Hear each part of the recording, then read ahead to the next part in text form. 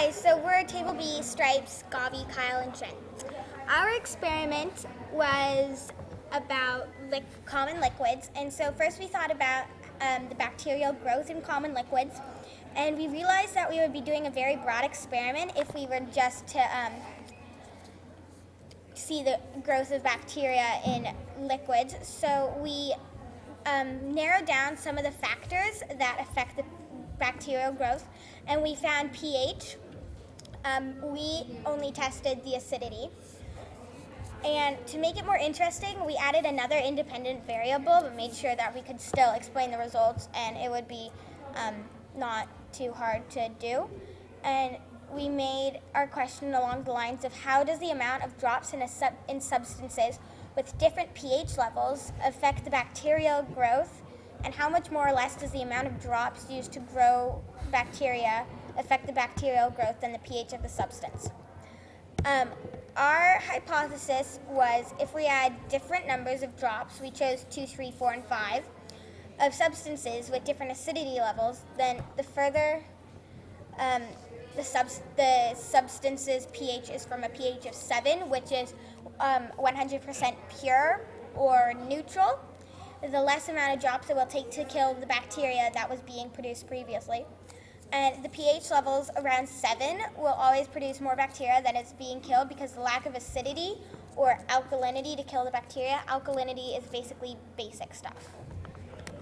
Our first expected graph was one having to do with a substance with a more neutral pH and how the amount of drops affects a substance with a neutral-ish pH, like Listerine or water. We said it would be a linear graph. For every drop, it would go up about 2 bacteria colonies in general.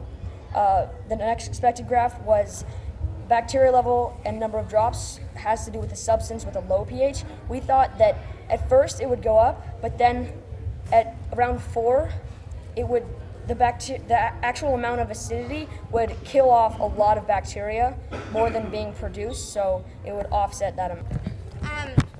So now we took our different pH levels and the different substances that we used, lime juice, Mountain Dew, Listerine, and water, and we thought that for the amount of bacteria colonies, the pH levels closer to 7 would have more because of the lack of alkalinity or acidity. And then with the amount of bacteria colonies, then we took in the number of drops, and we thought that it would be we thought that the water, which is a pH of 7, which is neutral, would have a pretty straight linear line, but then all the others would be slightly curved. They would go up, but then around 4 or 5, they would start to stay the same or drop. So this is our combined research paper, and when we were researching, we wanted to research the connection between bacteria and pH levels. And we focused on the premium pH level for the different substances. And so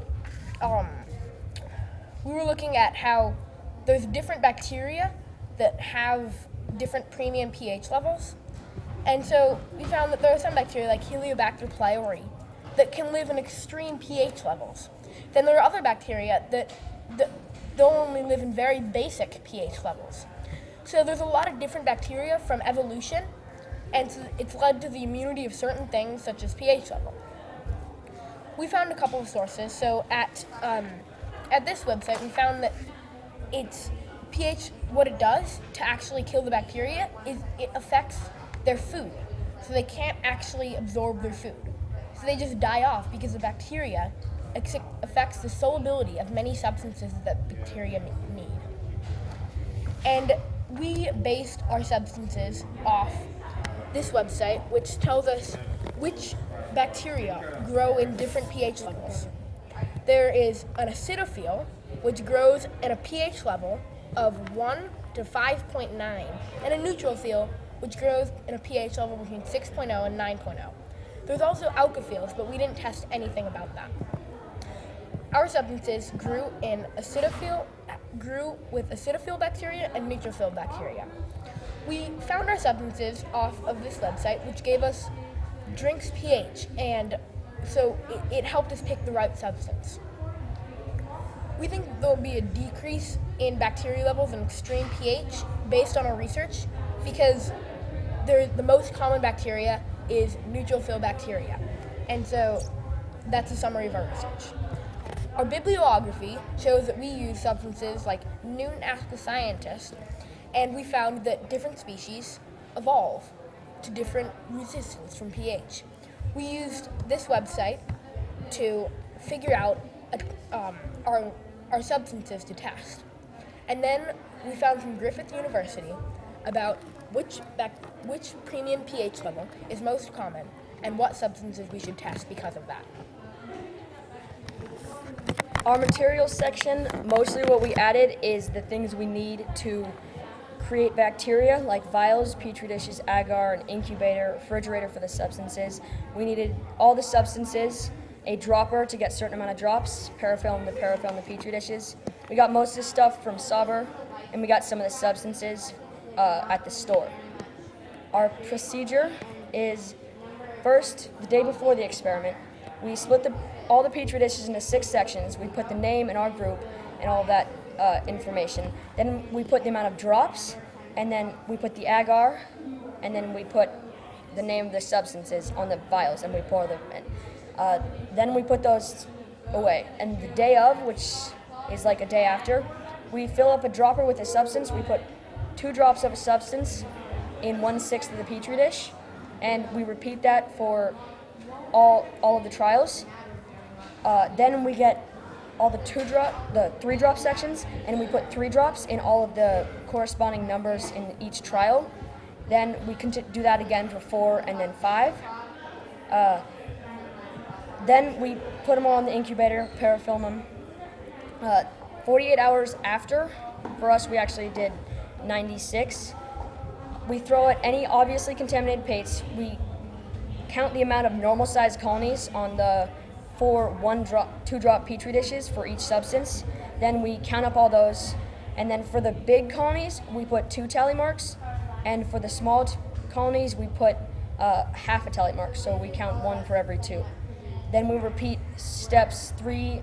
all those steps for all the different substances and all the trials. Our data tables and our graphs shows all the different trials. Purple is average. In water, it was pretty much what we expected.